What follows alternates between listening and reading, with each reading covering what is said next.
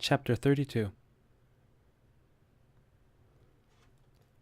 My infinitely patient lawyers have continued to argue my innocence in countless post-trial hearings and appeals for the past 23 years now.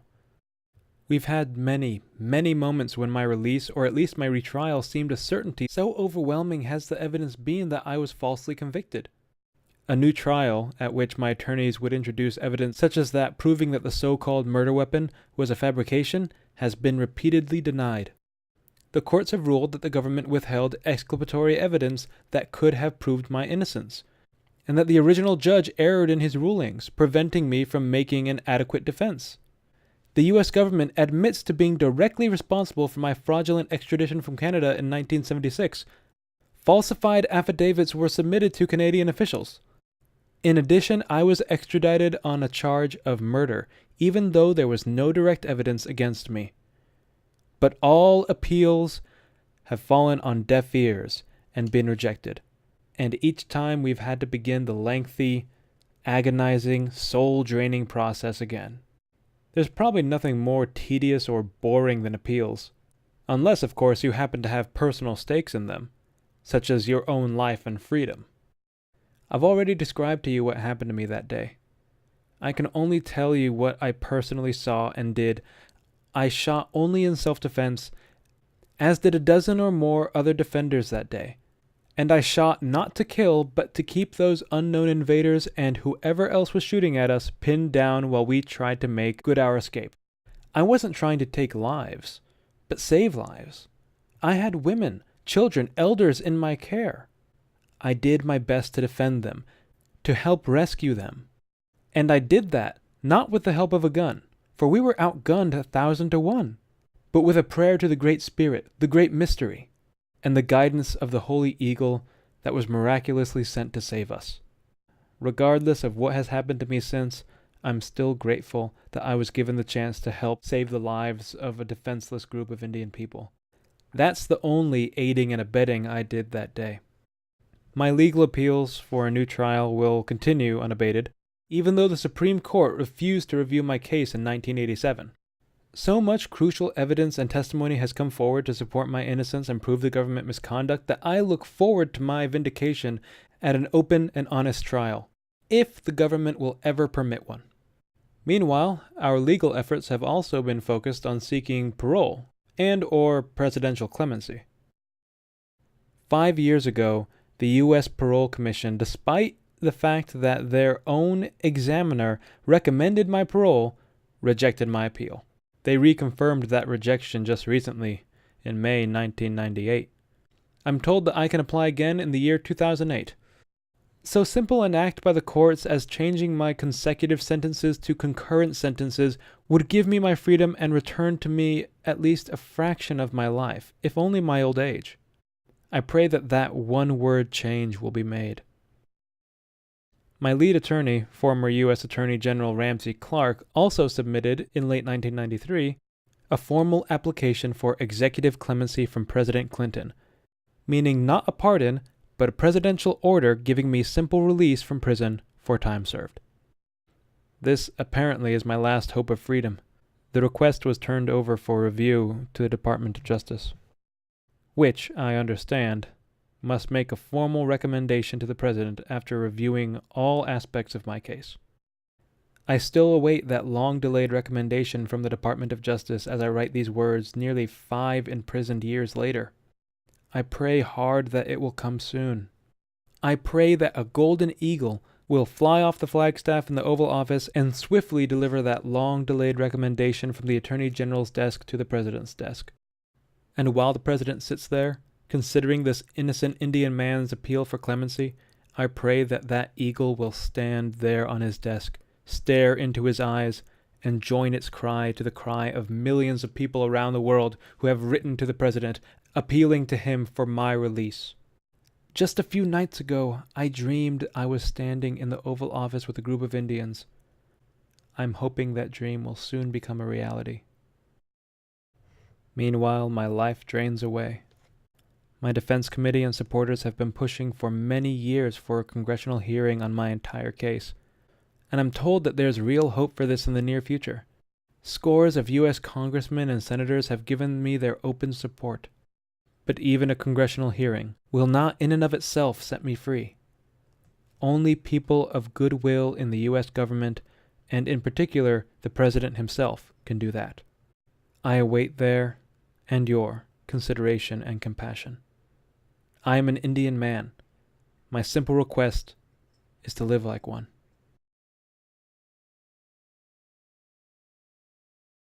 Chapter 33. Right now, as I write this in the early fall of 1998, I'm out of the SHU. That's the SHU, or Special Handling Unit, Leavenworth's official name for the hole. You get tossed down there into a small cage constructed inside a larger cage for what you do and for what you don't do. So you can't avoid it entirely. I'm not looking to make trouble. Even here in Leavenworth, especially here in Leavenworth, I'm trying to build harmony, to make even this a better world. Stirring up trouble is the last thing I want. That would be the easy way and the stupid way. Trouble enough will come for sure, even when you don't stir it up. When there was a riot here a while back, I desperately did what I could to keep our Indian bros out of it, gathering as many of us as I could into a group, keeping all of us low and out of the fray, praying together much like we did that day when the eagle appeared to save us at Oglala. A lot of private grudges tend to get paid off in here during times of sudden disorder. The shanks, the homemade knives, come out from hiding, and you want to keep your eye out real sharp to be sure one of them doesn't find its way into your gut, just below the breastbone, spilling your intestines on the tile floor. That makes a nasty mess. I've seen it happen. We Indians kept together that time, and we avoided the worst. No eagle came, but we survived.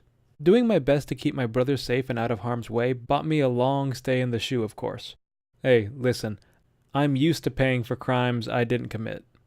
I can tell you, I don't like being in the SHU one bit. You spend 23 hours a day in a small cage inside a larger cage. For exercise, you're allowed into the larger enclosing cage for 1 hour a day. Its whole intent is to break you. I'll avoid it if I can, but they'll never break me in there. Not a chance. Down in the hole, I dream. I feel myself falling. Sort of like Alice down the rabbit hole, only it's a fall that never ends. There's no floor, no bottom, no stopping point. It's not space I'm falling through, nor even time. It's the hole in my own self. I'm falling through the empty space where my life is supposed to be. I've been falling that way in free fall from nowhere to nowhere for nearly a quarter of a century now. Maybe that's why they call it the hole. It's the hole inside of myself that I can never get out of. When I fall, I let myself dream.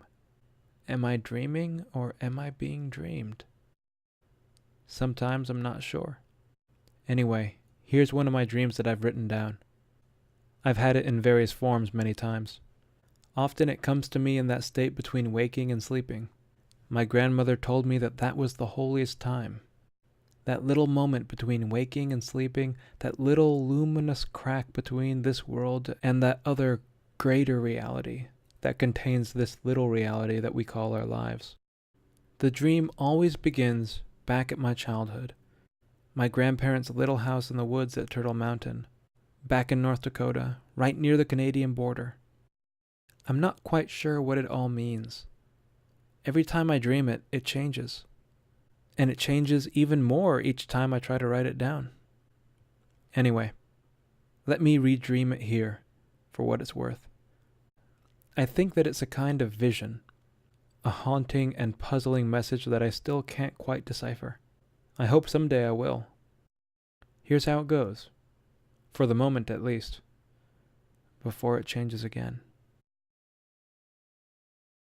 The Last Battle. A story in the form of a vision. I find myself looking silently through the broken, cobwebbed window of the wooden shack that was my home as a child in North Dakota. It's as if I've been standing here silently for hours, for days, for years, just looking in through this broken window and seeing all the memories come and go. Dim shadows barely visible inside the house. Grandma and Gramps, my mother and father, my sisters, all the people who once made up my life, many of them only phantoms now, like myself. It seems like I've spent centuries just standing here in an almost disembodied state, looking in through this window. Now I hear the sound of someone crying. A child. It's a moaning cry, like a distant wind on the prairie. A wail of pain, of terror. My heart tightens in my chest. I know that voice. Now the voice stops. Now it starts again. Now again. Finally, it stops. Cold silence falls around me, within me. Of course, the voice is mine. My own voice as a child calling out to me. My lips are frozen. I can't call back. Even though I try, I can't answer. I can only listen as that voice fades and returns like a lonely, far-away prairie wind. I've come home, but there's no home to come home to. There's only that window, filled with jagged glass and cobwebs. I manage to pull myself away. My body feels enormously heavy. My feet seem made out of concrete. Each step is an agony, haunted by emptiness, by memories that refuse to be remembered. I literally pull myself out of my body, which remains standing there at the window, even while my real self, my spirit self, wrenches entirely free and flies upward like a swirl of sparks. Now I find myself on a spirit walk into this ancient, once familiar homeland of mine. My feet tread hidden trails my people once walked, long abandoned now. Faded reminders of all that once was and will never be again. Again and again I hear that distant crying in the wind. I come to a riverbank and see squatting there at the water's edge an old Indian man with long, shining silver hair bound tightly in braids that reach down to his hips. He's aimlessly tossing pebbles into the muddy gray water. Dead and dying fish, turtles, tadpoles lie scattered along the river's banks. I wonder who this silver-haired elder is, since over the years I've come to know most of the elders of our people. He's no one I can remember, and yet there's something strangely familiar about him. As if my thoughts have spoken out loud, he suddenly stands up, turning to face me, and peers with ancient, squinting eyes into my mind, seeming to probe my innermost being.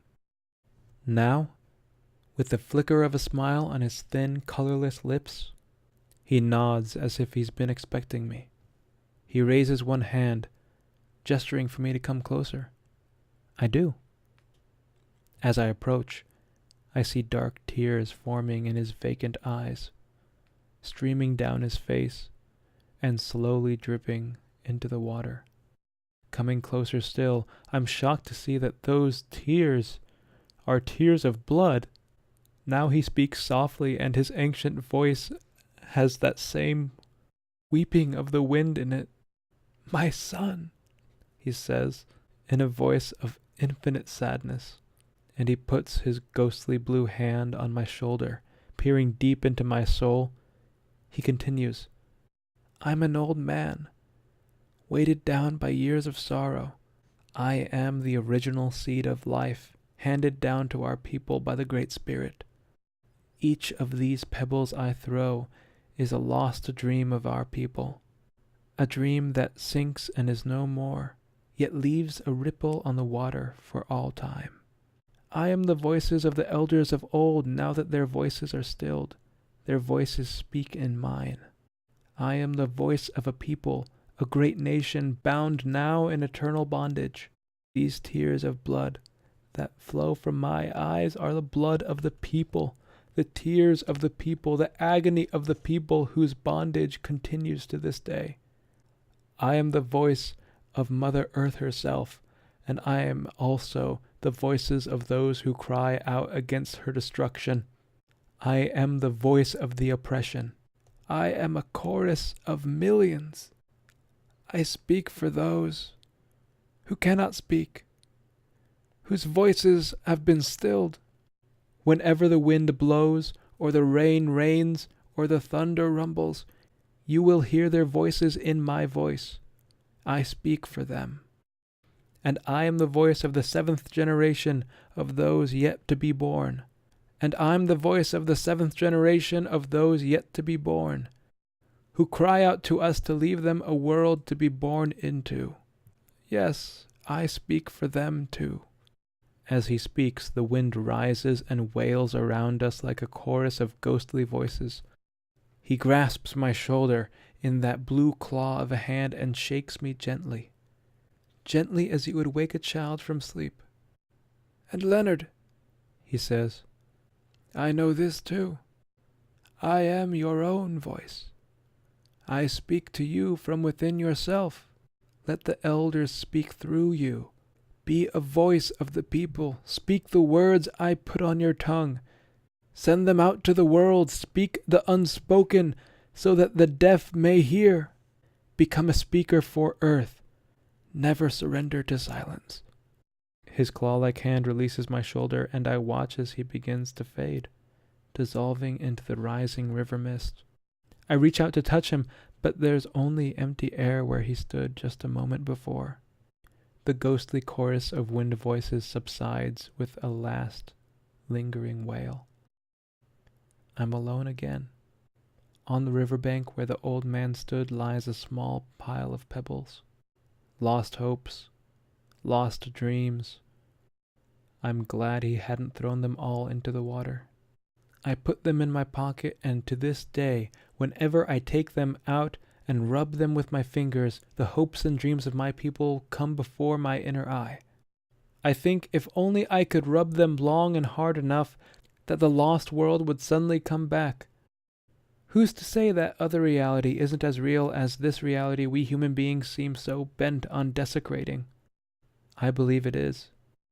I know I will enter that other reality myself one day in the not-so-distant future, and all my family and friends and fellow spirit warriors will be there to greet me. I look forward to that. I continue my spirit walk.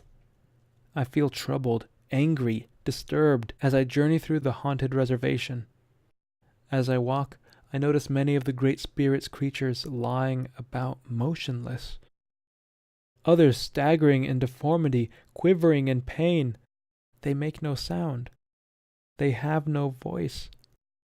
I weep for them, and with them. I give them my voice. I cry out to you now in their voice. As I walk on amidst all that death on every side, I turn my eyes to the sky, searching for the beautiful winged ones who once rode the wind with such grace and vitality. But they too are gone. The land, the sky, the water are all dead, lifeless, voiceless. Mother Earth lies barren, voiceless, struck dumb by the mindless violence inflicted on her and on her children, the Indian people. A dark cloud of black smoke rises within me, a cloud of hatred that chokes me from within. I am choking on my own hate, my own screaming desire for blood, vengeance on those who have inflicted these terrible wrongs. My nostrils quiver with anger, with rage. And now I begin to smell the odor of human flesh burning, a scent so foul that my eyes begin to burn. My heart beats uncontrollably. As the odor of death stings my nostrils, I start to run. Approaching my village, I find only silence where the air was once alive with the laughter of children and the voices of people. A cold chill runs through me, a terrible loneliness physically palpable and overwhelming. I feel absolute panic. I force myself to run towards the first Indian house I see. After entering and stumbling forward a few feet, I freeze. Before me, the mutilated bodies of my people, men, women, Children lie strewn on the floor, each in a grotesque pose, eyes open in vacant terror, limbs twisted in their final agony. I begin to scream, running from house to house in that unholy village, everywhere the same, twisted, blackened bodies, deformed beyond recognition. Lost and alone, I walk as if in a trance to the center of the village. Then comes a terrifying and overwhelming explosion. My whole body vibrates. I look up into the sky and see a blinding flash of light. Unable to look any longer, I fall to my knees, blistered and weak. And there upon the ground I see a pool of blood. The old man's tears. Chapter 34. I lie here in my bed this Saturday afternoon, my head propped up on the hard little pillow, my chewed pencil stub poised above the yellow legal pad in my lap, and I redream today's inipi, or sweat lodge ceremony, not wanting to let it go. The inipi makes each Saturday morning holy here in otherwise unholy Leavenworth. When I returned to my cell after that inward journey in the sweat lodge, I tried to relive each moment, re-immersing myself in those higher feelings, not only for the pure spiritual pleasure of it, but also to search among them for anything of special significance, any specific instructions to me from the great mystery. Things come to you in the sweat that you don't even realize at the time, that only later, sometimes years later, you suddenly realize were part of your own instructions, what we call original instructions.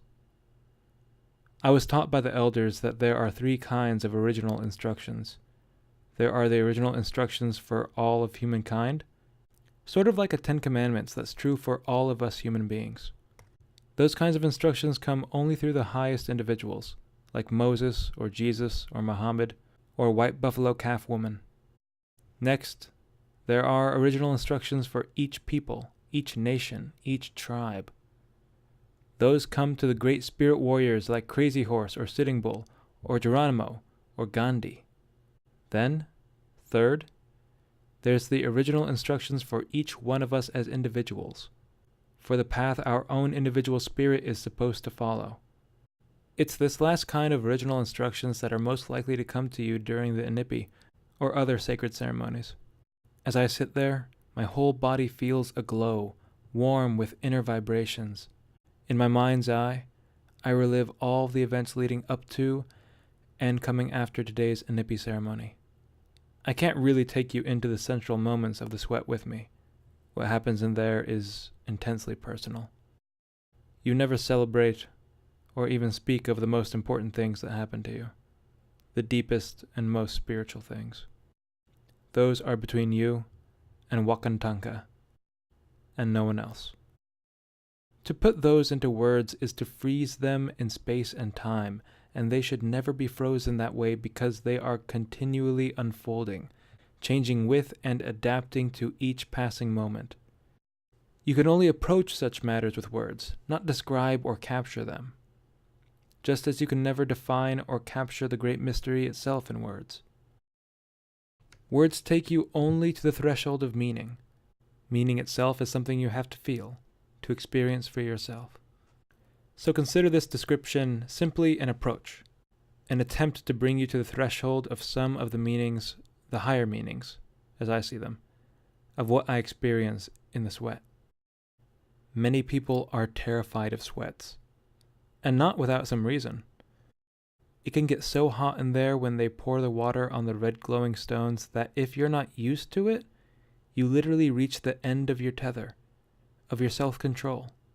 In that scalding, flesh-poaching steam, you feel there's absolutely nothing you can do but cry out, "Mitakyowasen," all my relations, and be permitted to exit through the sweat lodge door, which is swung open so you can leave. That option is always available to you. You're never forced to stay in the inipi. And yet, with rare exceptions, you don't do it. You resist the temptation. You suck in your gut and tough it out. You dig your nails into the bare soil of the floor, sitting there naked in the superheated darkness, your bare knees only inches away from the molten rocks in the central pit. You come right up against the cutting edge of your own fear, your own pain, but the fear of pain is much worse than the pain itself. That's what you quickly come to realize, and that's a lesson you need to learn if you're going to survive in this world. So you may as well learn it well. And yet in that fear, when you face it eye to eye, there's an awareness. If nothing else, it begins as an awareness of fear itself. And then, somehow, you pass right through fear, right through that pain. You enter a realm both within and beyond fear and pain. So long as you feel pain, it means you're thinking of yourself. Only when you stop thinking of yourself can you actually get past that pain and that fear. You've got to forget yourself to find yourself. You yourself are the entryway. Your own mind, suddenly clear of all thoughts, all fear, is the door. And when you open the door and pass through into that other realm... But no, please forgive me. I have to stop here. Beyond this point, it becomes utterly primitive, incommunicable. To put it into words would destroy it. I'm permitted to speak or write only of the before and after, of the simple actions that precede and follow that holiest of moments. Yet each of those simple actions is holy in its own way too. From the moment at 6:30, when my cell door suddenly lumbers open with a metallic hiss and hum and grind and slam, and my Saturday morning, my most sacred time of the week, begins. I'm already up for half an hour or more, preparing my thoughts, my mind, and my heart for the inipi. I try to keep my thoughts together, not let them wander too much. I take out my sacred pipe, slowly and methodically cleaning and polishing the unassembled red pipestone bowl and the long stem as a kind of contemplative spiritual practice. I don't put the two pieces together until just before the actual ceremony.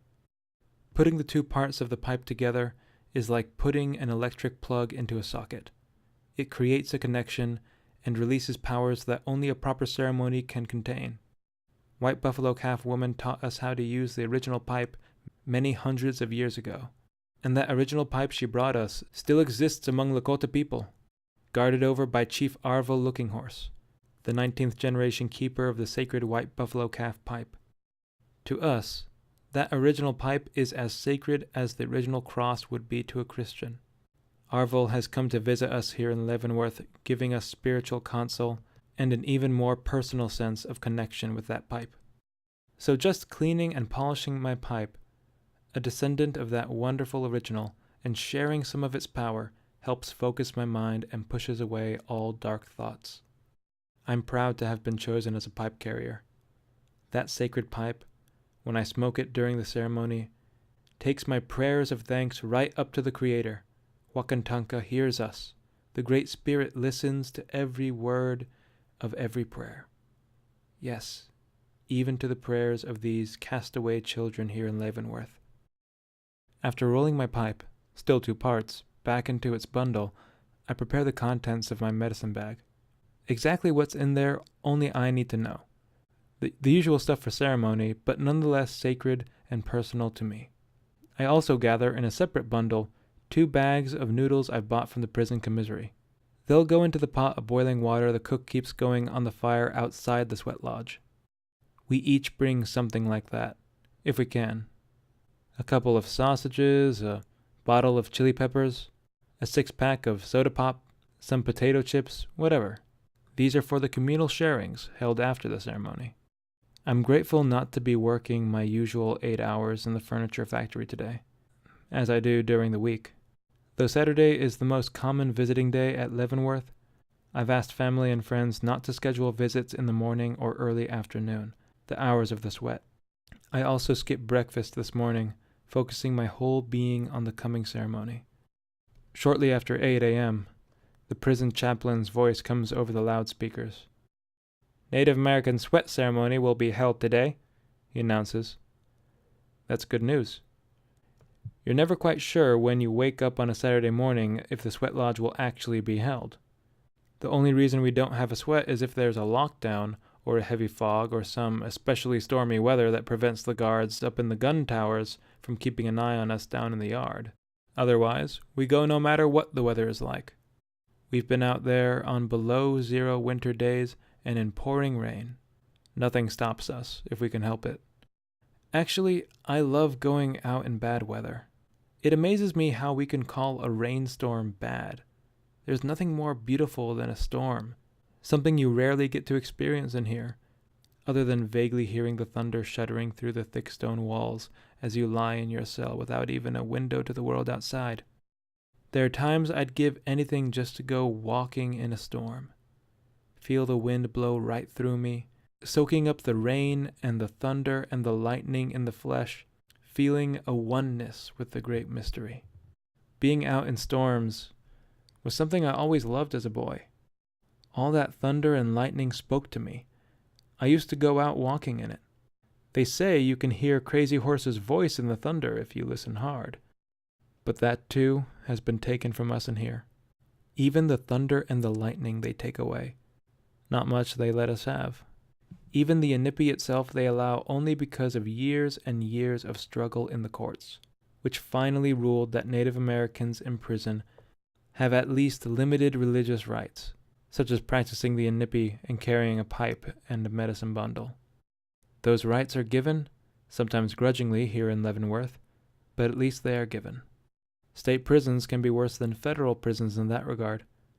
Just recently, a Creek Seminole inmate named Glenn Sweet was to be executed at a state prison not far from here in Missouri. After all his appeals were exhausted and the hour for his execution approached, he asked to have one last inipi, one final cleansing in the prison sweat lodge, just before his execution by lethal injection. Not much to ask, you'd think. But no.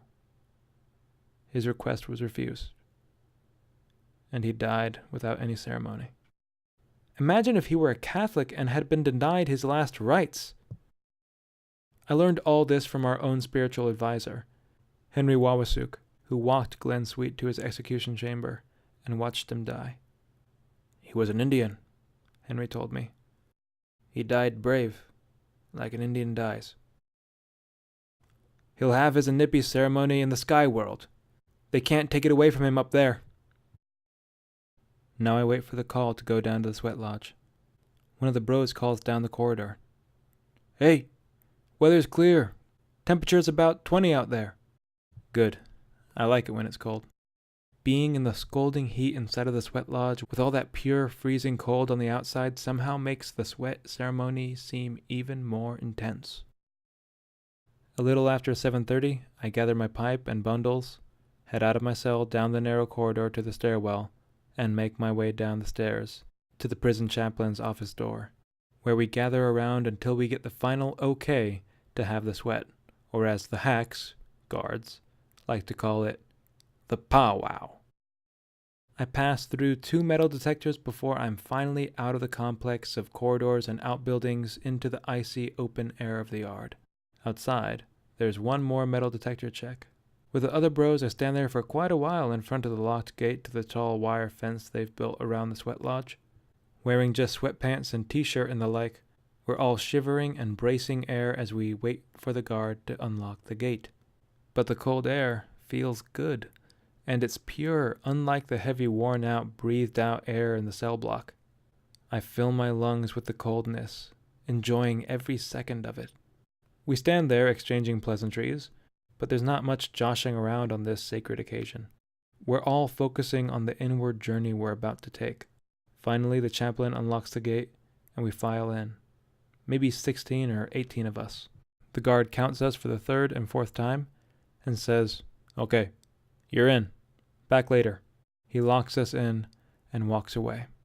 We may be locked inside a 12-foot-high steel fence inside a maximum security prison directly up against the north wall, flanked by 2 towering gun towers, but suddenly, we're free. Now we each make our preparations. The drum keeper set up the drum outside the lodge. The firekeeper starts a big fire outside the lodge, the fire that will heat all the sacred stones for the ceremony to come. Each of us sets a pinch or two of tobacco along with our prayers into the fire.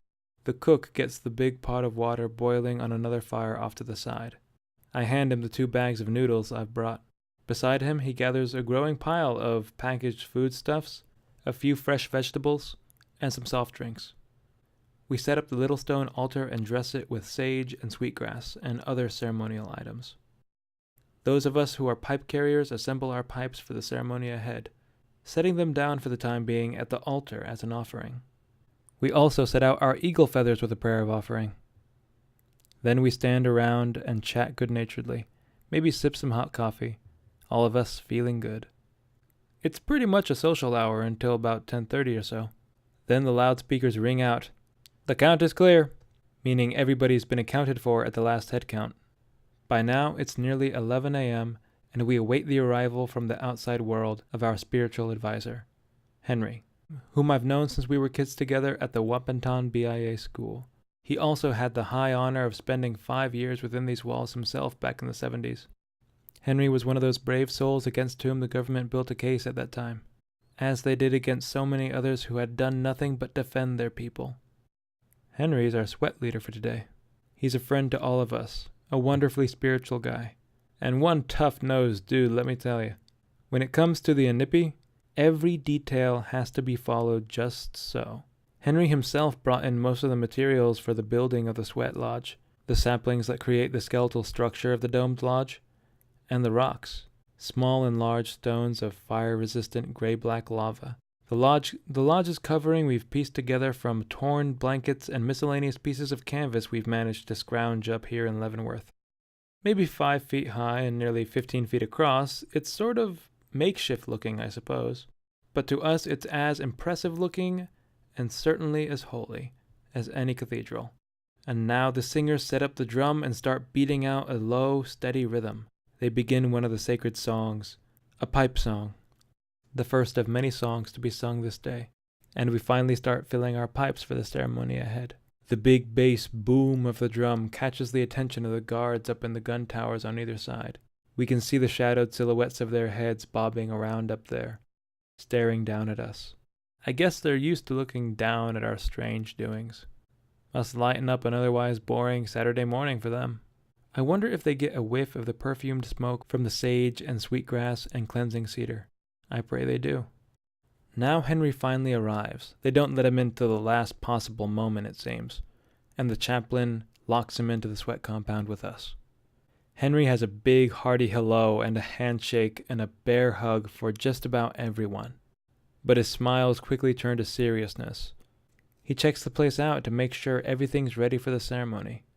When he sees that all is in order, down to the last tiny detail, he finally announces, "Everything's in place. It's time." Those are his exact words every time. That's the signal for us to enter the sweat lodge. By now we've stripped down bare naked, wrapped only in a torn strip of army blanket, which we've had to use lately since they confiscated our ceremonial towels. We line up outside the door to the Inipi, carrying our pipes and gourd rattles and our eagle feathers. Someone once asked Henry why we had to be naked, and he said, "Did you ever see a baby born wearing a diaper or underpants?"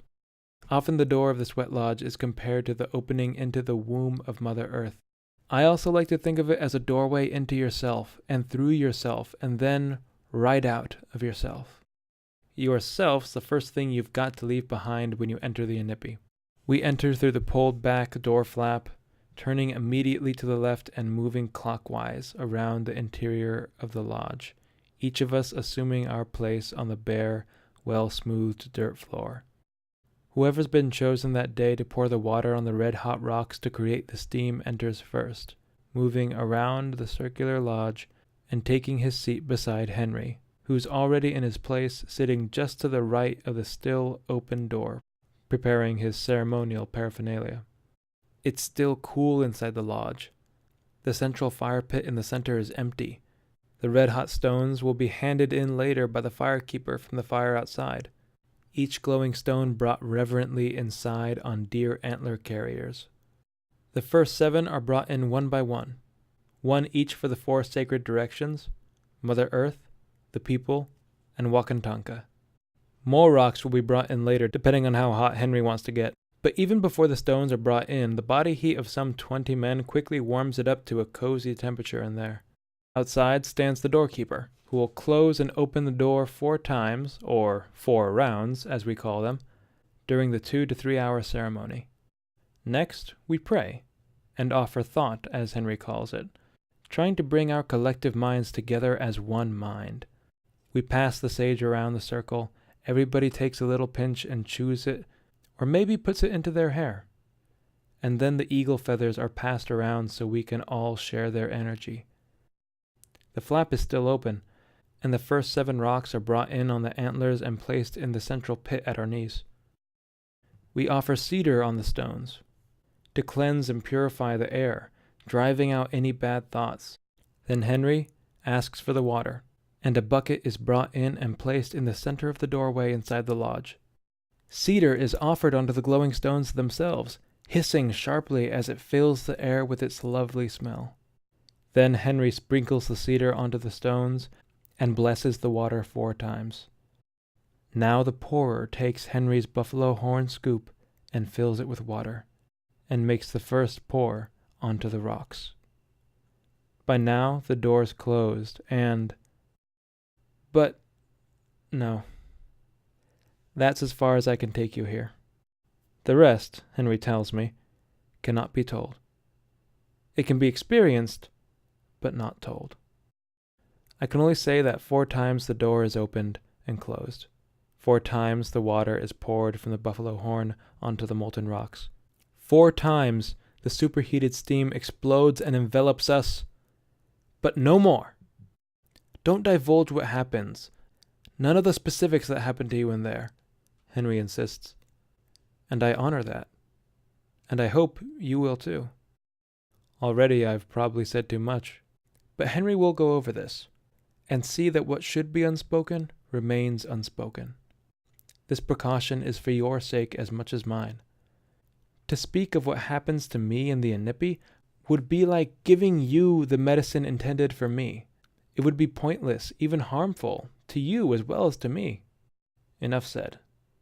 Mitakiwasen. After the 4th round and our final prayers, the door to the Inipi is opened for the final time, and we file out the way we came in. The 20-degree air hits me like a powerful slap, almost knocking me backward. Yet it feels wonderful. Off to one side, there's a jerry-rigged shower with unheated water that I enjoy shivering under for a few seconds, washing off the sweat and slapping wildly at myself. It's unbelievably invigorating after the scalding hot sweat bath. My flesh seems to come alive. I could swear I'm glowing. I feel so good. I have been reborn. We make a circle outside and light our pipes and offer thought again. It's all very intimate, very moving. After burning some more sage and sweetgrass, we empty out our pipes, then dress and have our communal sharing of all the foodstuffs the cook has fixed up. By now everyone's bright-eyed, smiling, laughing, talking a blue steak. There's a really powerful camaraderie. It's a happy and holy moment. We hate for it to end. But soon the chaplain appears at the gate, and the guard barks, "Time's up! Gotta get ready for 4 o'clock head count." That instantly dampens the magic, and moments later we're on our way back through those 3 metal detectors, back into the cell block, back into the ordinary world, back to Leavenworth after 7 hours of blessed freedom, and those guards in their gun towers never even realized we'd escaped.